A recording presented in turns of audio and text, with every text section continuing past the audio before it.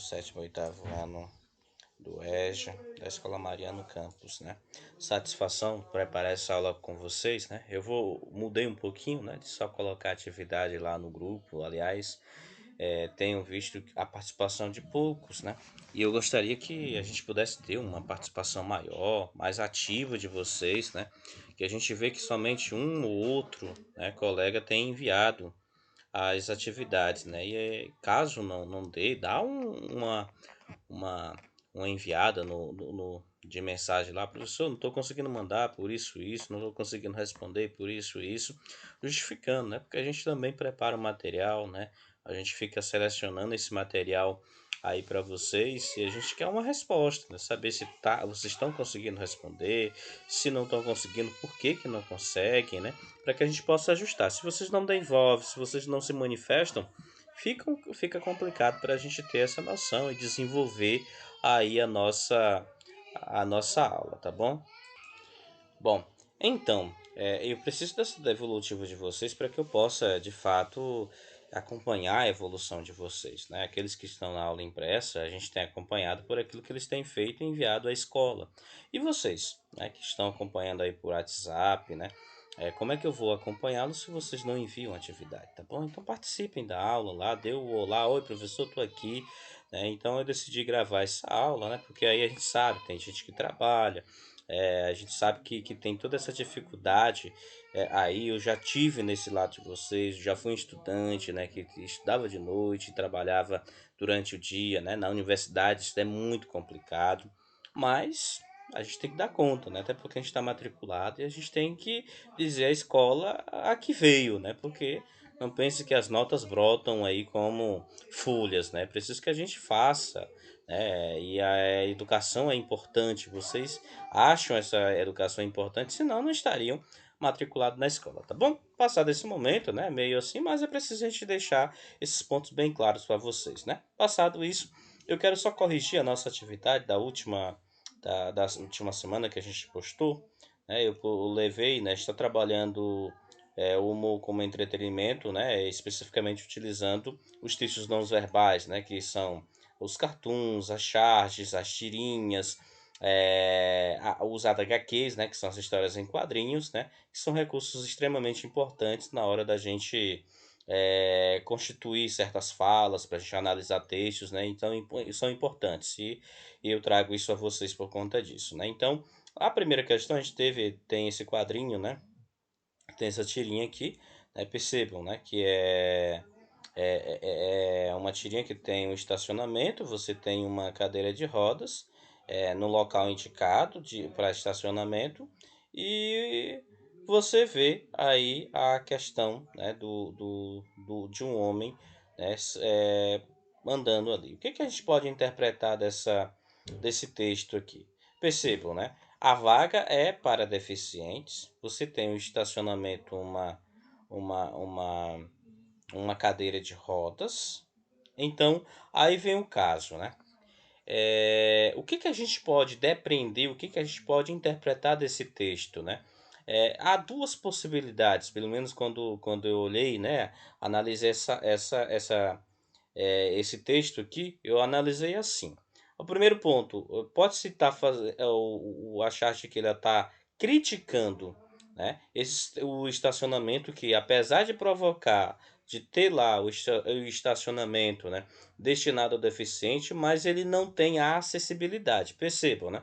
O deficiente estaciona ali o carro, no caso, a cadeira de rodas ali seria, né, o local, o carro, né, do deficiente, e esse deficiente vai acessar a, a calçada, vai acessar lá o meio, né, e tem na calçada aquele degrau. Como é que alguém que tenha deficiência, que esteja em cadeira de rodas, vai conseguir acessar tendo essa calçada aqui, como vocês podem observar, essa calçada aqui como um obstáculo ao acesso. Não tem uma rampa aqui em que esse deficiente possa colocar. Isso daí é uma interpretação. A outra interpretação também possível, ela não é absurda diante disso, são pessoas que estacionam nos seus carros, estacionam seus veículos em vagas para deficientes, mas que não têm nenhuma deficiência. Isso indo em encontro diretamente a as leis, né? A lei diz, né, ó, a vaga para deficiente é para deficiente, a vaga para idoso é para idoso. Mas tem gente que, na pressa, né, de não querer esperar ou procurar uma vaga ali, acaba estacionando ali em um local que para ele não é indicado, tá bom? Então nós podemos ter essas duas interpretações, podemos, mas vamos ficar com a primeira, né, que é justamente estacionamentos, né, que você coloca o estacionamento, mas você não dá a condição de acessibilidade, né, para o deficiente, né. Então, os locais a gente sabe que os locais públicos devem ter acessos, né, para deficientes, né, as rampas, né, as calçadas não devem ter obstáculos, né, para que, o deficiente possa, assim, se movimentar, se locomover. Então, letra A, o que é surpreendente na situação ilustrada acima? Surpreendente é que há uma cadeira de rodas e o ocupante dela saiu andando. Como sabemos que o homem que caminha estava na cadeira de rodas? Ora, basta a gente seguir essa linha pontilhada aqui. Essa linha pontilhada indica que o caminho, o percurso seguido por aquele homem. Logo, esse caminho, esse percurso leva diretamente à cadeira, tá bom? Bom, na segunda questão, né, a gente tem uma tirinha, né, e aqui percebam muito bem. Essa tirinha tem dois homens ali, louros, óculos escuros, estão ali do lado de pranchas, na praia, né? Aí vem uma marola, né? E esses homens se escondem atrás das pranchas. Nesses dois primeiros quadros, o que a gente tem a impressão? A impressão é que aquelas pranchas que estão atrás deles pertencem a cada um deles e que são surfistas que estão olhando o mar, que estão se preparando para adentrar o mar. Com o evento no segundo quadrinho, a gente cadê os surfistas, né? E logo depois a gente vê que são pessoas que estavam se escondendo da marola, né? E mais adiante eles voltam àquela pose inicial. Então, o humor é causado pela quebra de expectativa. Expectativa é essa? A expectativa é que eles fossem surfistas, fossem pessoas adeptas ao mar, que estão ali, né, para poder enfrentar as ondas. E na primeira marola, a gente percebe que essa expectativa ela não se confirma, tá? Na terceira, nós temos um cartoon, né? Percebam, vamos ler esse cartoon direito. É um mar, uma praia, né? A cidade está mais aqui à direita, ao fundo lá. Mais aqui à direita nós temos uma turbulação que parece ser de esgoto, mais ali adiante a gente tem uma outra turbulação que parece ser de esgoto. E na areia, na área que é destinada à areia, a gente tem lixo, né? Um monte de coisa de objetos aqui que são lixos em toda a orla aqui, né? E aqui, mais à direita, à esquerda, perdão, eu tenho um garotinho vestido com uma camisa amarela e uma bermuda azul. Ele com a latinha que parece ser aqui de uma latinha de Coca-Cola que coloca no ouvido. Bom, que a gente pode depreender dessa imagem? Aqui, o cartoon ele se caracteriza por ser um texto crítico a partir de imagens, né? Ele critica certas posturas, né? Com ironias muito bem postas aqui. E a crítica é justamente nisso, é que nossas praias se transformaram, nossas praias, eu coloco porque é no sentido de dizer que essa praia aqui seja brasileira. E o elemento que me leva, que me induz é justamente essa imagem, a camiseta amarela dele, né? Me leva ou me direciona como se fosse a camisa da seleção brasileira, né? Então me diz que é aqui no Brasil e que as nossas praias, as praias brasileiras viraram depósito de lixo e esgoto, né? E é isso que nós estamos dando para a nossa geração. Ao invés da geração essas crianças terem, nós deixarmos a ela, né, uma praia limpa em que ela possa encontrar búzios, né? Posso encontrar conchas e essa imagem aqui da criança colocando uma garrafa, uma latinha no ouvido seria aquilo que nós iríamos fazer com as conchas, né? Quando vamos ao mar, a gente coloca no ouvido, né? Naquela ideia de poder ou escutar o barulho do mar, né? Então, isso daqui é uma crítica expressa ao maltrato que tem sido feito em relação às praias brasileiras, em que boa parte delas estão impróprias para o banho, estão impróprias para receber pessoas e que nós transformamos elas em um grande lixão e um depósito de esgoto. Isso daí é algo comum. Se a gente observa, por exemplo, já bem aqui na nossa cidade, na nossa capital, São Luís, até mesmo nos nossos rios ali, em que são depósitos de esgotos a céu aberto, tá bom? O cartunista pretendeu no quadro acima fazer uma crítica, eh, provocar um efeito de humor ou ambos? Que vocês acham? A gente tem humor aqui, pode ser até um humor sutil, mas eu não percebo que a intenção básica dele seria em provocar humor, mas sim provocar em apresentar uma crítica. Essa crítica é justamente nessa dimensão que eu acabei de citar para vocês, que é a crítica à forma como nós estamos tratando as nossas praias e as praias que nós estamos deixando para as nossas gerações futuras, né? Que se tornam basicamente um depósito de lixo e de esgoto. Na letra B, que elementos da cena indicam o nível de poluição da praia, né? Basta a gente observar a quantidade de lixo, né, que nós temos ali e o esgoto, né? A água turva a água turva do mar, né? Então tudo isso daí leva e condiciona que a gente tenha um nível de poluição muito alto. Vamos ao quarto, né, que é uma charge. O quarto, nós temos aqui atletas, né? E a expressão aqui, um homem, né, vestido aqui de terno e gravata, né, com a inscrição Cirque du Soleil, em que diz: é só isso que vocês sabem fazer? Aí a gente vai buscar artistas de circo, né?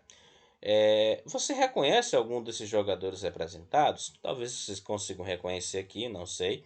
Ronaldinho Gaúcho.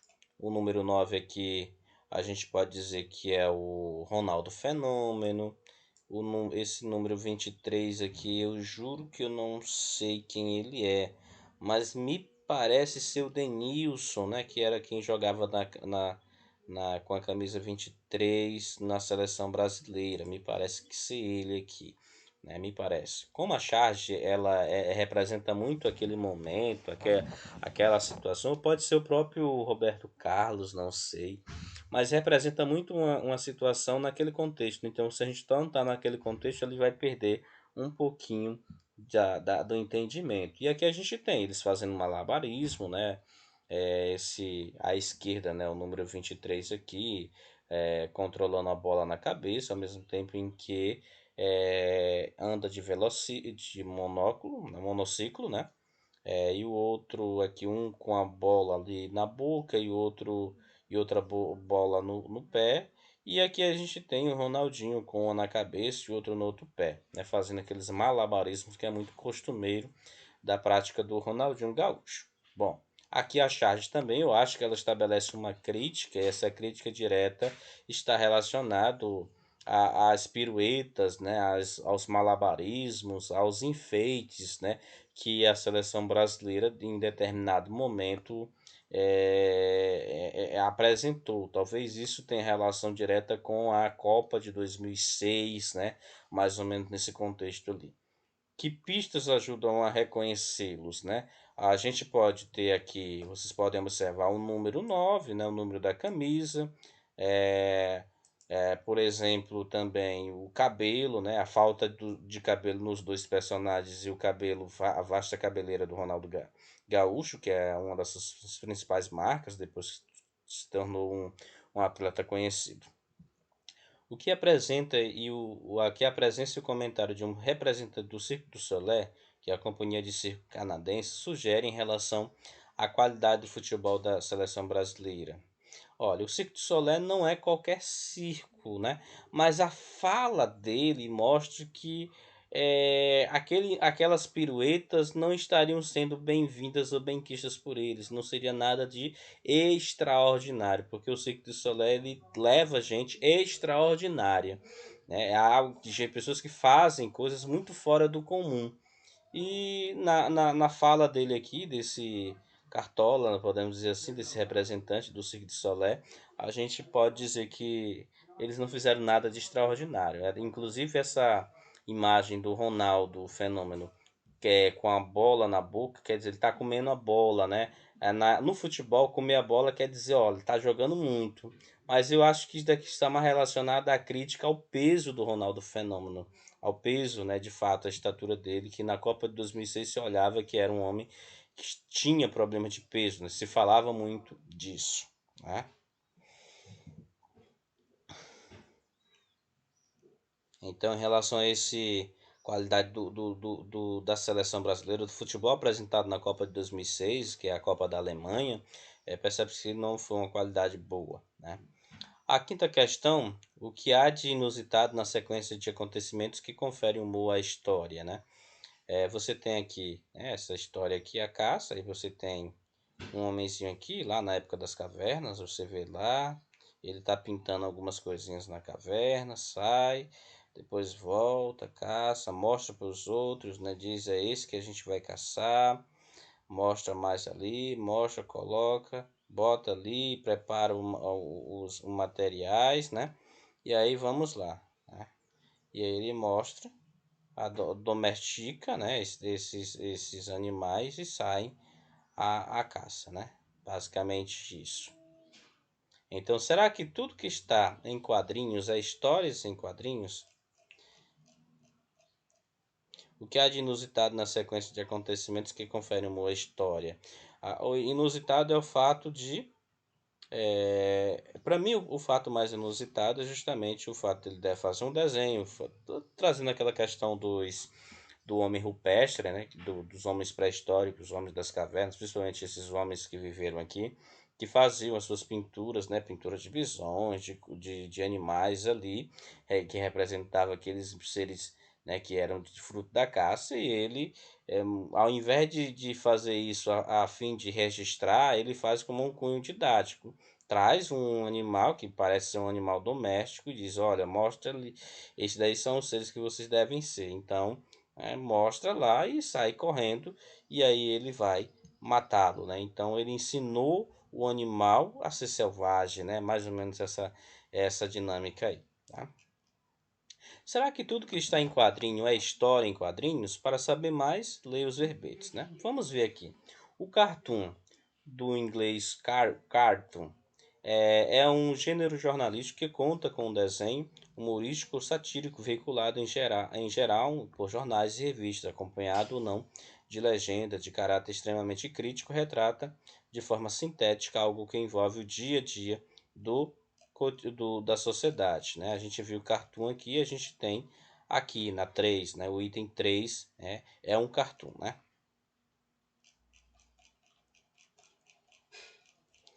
A charge, ela é a palavra de origem francesa, que significa carga, ou seja, carrega, né? Nos traços de caráter de alguém ou de algo para torná-lo burlesco ou ridículo. Por extensão, trata-se de uma ilustração ou desenho humorístico com ou sem legenda ou balão, veiculada pela imprensa, cuja finalidade é satirizar e criticar algum acontecimento da atualidade. Focaliza por meio da caricatura gráfica com bastante humor, uma ou mais personagens envolvidas no fato político e social que lhe serve de tema.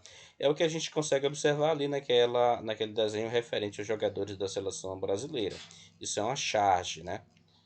Aqui também é uma outra charge, né, que apresenta essa crítica direta a certos comportamentos ou a falta ou a ausência de políticas públicas para o acesso de deficientes aos logradores públicos, né? Vejamos aqui, além da charge, né, nós vamos ter também o, as histórias em quadrinhos, aí sim, né? Os HQs, né, que são narrativa sequenciada em quadros que entrega o verbal e o visual, além de se caracterizar por recursos como uso de balões, linha cinética que fazem imaginar o movimento das personagens dos objetos desenhados. Onomatopeias ocupa mais de uma página, pois desenvolve uma história mais longa. Dessas que nós temos aqui, a única que se configura como um HQ seria justamente essa, né? A caça, né? Que é uma sequência de fatos e ali ocupa mais de uma página, né?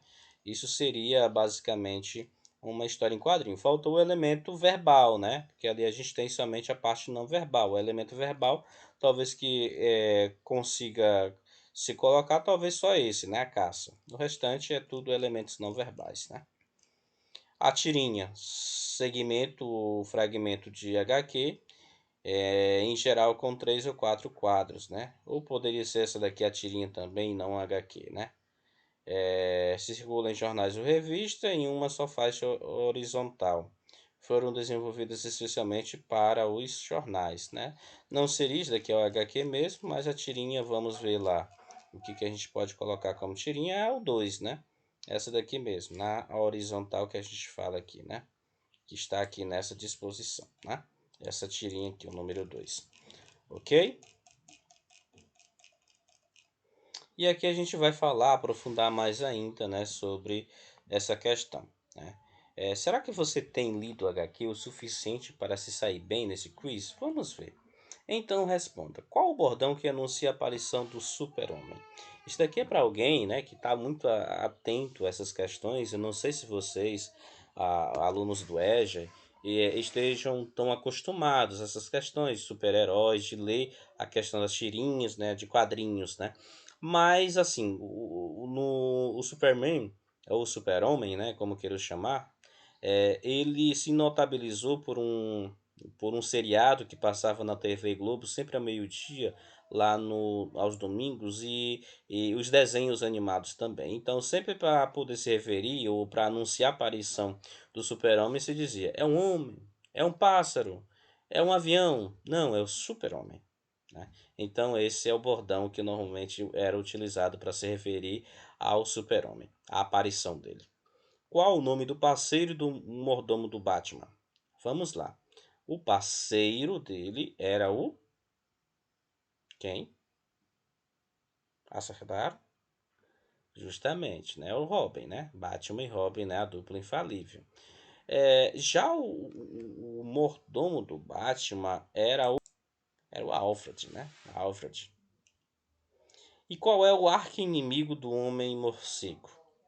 O grande inimigo do Homem-Morcego era o Coringa, né? O Coringa é o seu grande arqui-inimigo. Tinha o Pinguim, tinha o Charada, tem vários arquis-inimigos, né? Mas o maior de todos é justamente o Coringa. Qual a verdadeira identidade do Homem-Aranha? O Homem-Aranha a gente sabe que é aquele adolescente fotógrafo lá, que é o Peter Parker, né? O que é um anti-herói?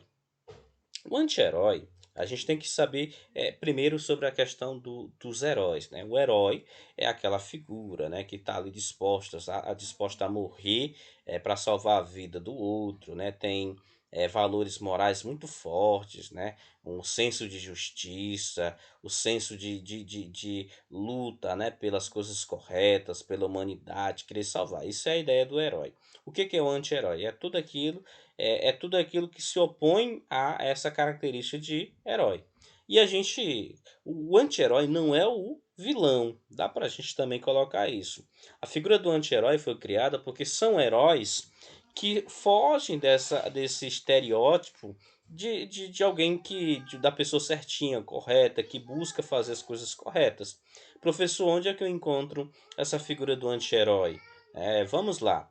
Se você pega, por exemplo, aquele filme O Esquadrão Suicida, por exemplo, ali você tem claramente pessoas que fazem parte do grupo de vilões e que em um dado momento a sua prática ela é heróica. Mas, professor, eles são anti-heróis? Não.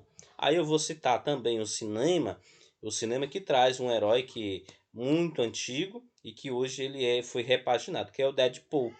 O Deadpool, ela é a figura do anti-herói, claro, básico, né? O Deadpool, ainda que ele lute, né, contra o mal, lute contra essas questões ali, mas ele não é a representação de um herói. Por exemplo, Capitão América é um herói. O Capitão América ele é movido pelo senso de justiça. O Super-Homem é um herói. Mas o Deadpool, não. Né? O Deadpool, quem mais ali a gente poderia colocar como o anti-herói? O Hulk, né? Também essa figura do anti-herói também colocado. Porque o Hulk ele não é movido por senso de justiça. Ele é movido pela monstruosidade que que ele representa, né? E que ele tem o Steve Bannon como o grande intermediador disso, e caso se perca o Bannon, ele vira uma besta e de fato incontrolável, né? Bom, quem é o arqui-inimigo do Homem Morcego, né? O Homem Morcego a gente já falou. Aliás, já respondemos, né? Voltando aqui. Cite 6 personagens da Turma da Mônica, né? Isso daí talvez seja mais afoitos a vocês. Vocês talvez tenham assistido muitos desenhos da Mônica. Aí a gente pode citar, fora a Mônica, nós podemos citar a Magali, o Cebolinho, o Cascão, né? São figuras ali que nós temos importantes, né? Ah, o Chico Bento entra nessa história? Não, o Chico Bento já é outra tirinha, né? Já é outro quadrinho, né? É o Coelho, o cachorrinho lá, esqueci o nome do cachorrinho do Cebolinha.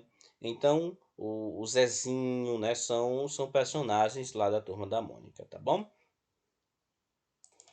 Temos alguns outros desenhos antigos, alguns outros quadrinhos antigos, por exemplo, o Zé Carioca, né? O Zé Carioca é uma é uma animação, é um personagem que é brasileiro, mas que não foi feito pelo Brasil, tá? É uma criação da Disney, dos estúdios Disney, porque eles queriam um personagem lá no início, na década de 50, 60, uma coisa assim, mais ou menos, um personagem que tivesse o que representasse o Brasil, né? E buscaram, pesquisaram, e esse personagem que teria a cara do Brasil seria justamente um papagaio, né, chamado Zé Carioca, né? E assim ele passou a ser chamado, tem até um curta-metragem que foi feito com ele.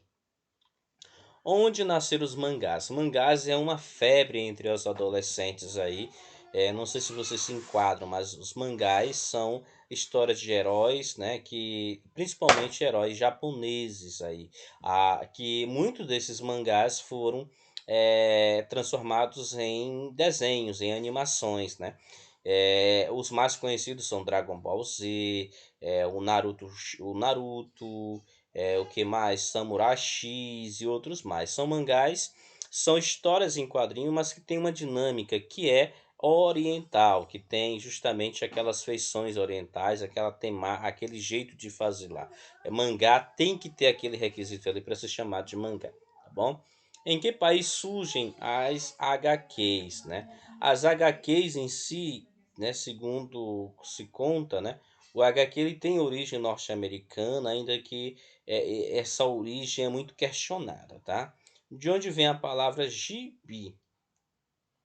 A palavra gibi vem do inglês, tá bom?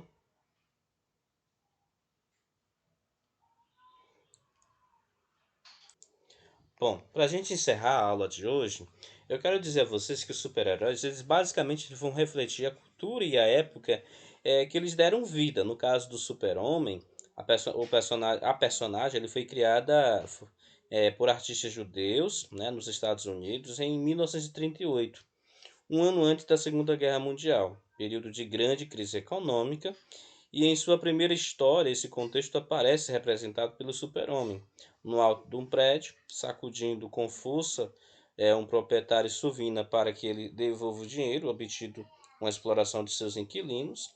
Em outras aventuras, né, o Superman, de certa forma, é a encarnação do que almejava a sociedade norte-americana da época, né?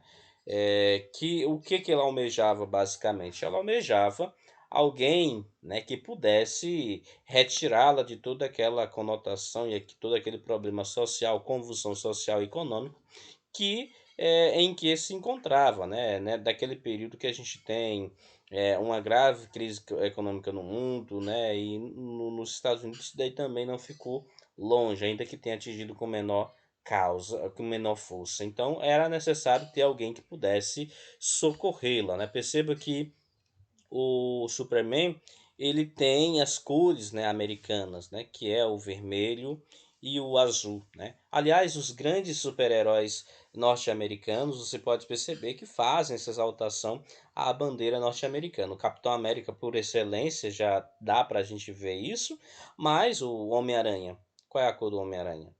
É vermelho e azul. Ah, o Homem de Aço, que é um pouco mais recente, ele é o quê? Ah, professor, ele é vermelho e amarelo em alguns, mas o original é vermelho e tem aquele elementozinho lá que é o azul, representando, simbolizando o norte-americano, né? Então, assim, eles são, esses personagens foram usados como uma forma de disseminação da cultura norte-americana também. E elas comunicam também intenções, valores e aquilo que as pessoas gostariam de ter ou de ser também, tá? Então, os HQs não são qualquer textos, né? O professor está falando sobre HQs, sobre história em quadrinho, né? Mas na nossa vida a gente vai encontrar esses textos não verbais, como o cartoon, as charges, os HQs, as tirinhas, né?